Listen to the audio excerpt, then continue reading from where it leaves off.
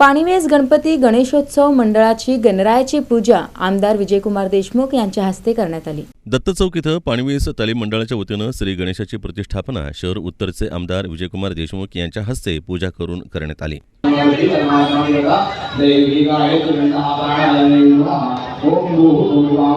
भाद्रपद मासे शुक्ल पक्षे अद्य बुधवासरे दिवसत्रे शुक्लयोगे शुभकरणे